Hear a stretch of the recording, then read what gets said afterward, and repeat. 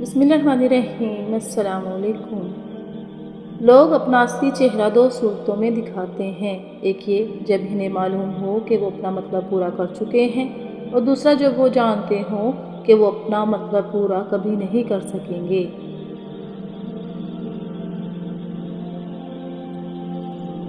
دوست اور ہتھیار ہمیشہ اچھی نسل کے رکھو۔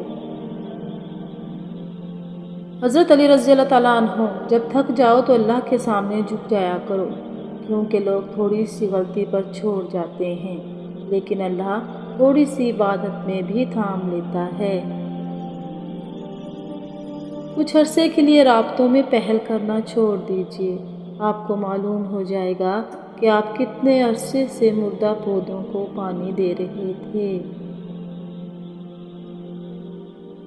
بیجی کہتی ہیں، بیٹا، ہم نے ادب کے چکر میں قرآن پاک اتنا اونچا رکھ دیا کہ اب ہاتھ نہیں پہنچ رہا۔ کچھ سمجھ نہیں آتا، ہم غمگین ہیں، اداس ہیں، خوش ہیں یا نہیں ہیں۔ تہجد تو اللہ کی لاڈلی عبادت ہے، اور تہجد ادا کرنے والا اللہ کا لاڈلا، پھر وہ اپنے لاڈلے کی دعا کیسے رد کر سکتا ہے؟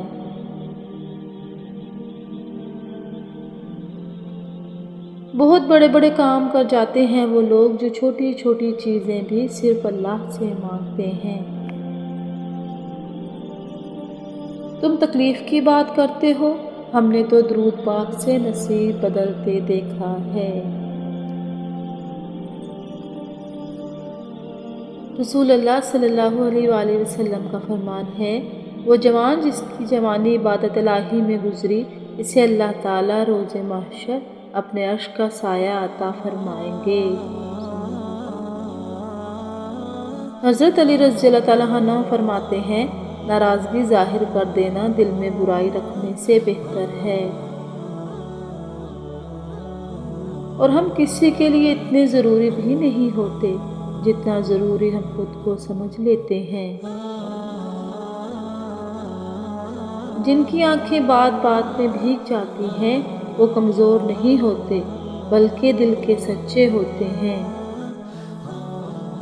آزمائشیں طویل ہو رہی ہیں تو سمجھ جاؤ تمہیں چنا جا چکا ہے، اللہ کے پیارے بندوں کی فہرست میں تمہارا شمار کیا جا چکا ہے۔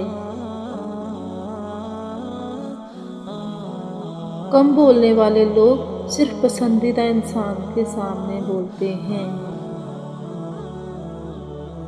حضرت علی رضی اللہ تعالیٰ عنہ فرماتے ہیں، وہ جو شخص تمہارے خون میں سے نہ ہو پھر بھی تمہیں عزت دے اور پیار دے، بے شک وہ تمہارے لیے ایک بہترین رشتہ ہے۔ والدین وہ درخت ہیں جو پھل دے نہ دے سایہ ضرور دیتے ہیں۔ جو لوگ اللہ سے رو رو کر دعائیں مانگتے ہیں، انہیں کبھی اپنے نصیب پر رونا نہیں پڑتا۔ دنیا کا سب سے سستا مزدور بیوی ہے، ایسا مزدور جس سے ہم عمر بھر اسی خیال میں مبتلا رکھا جاتا ہے کہ وہ مالک ہے۔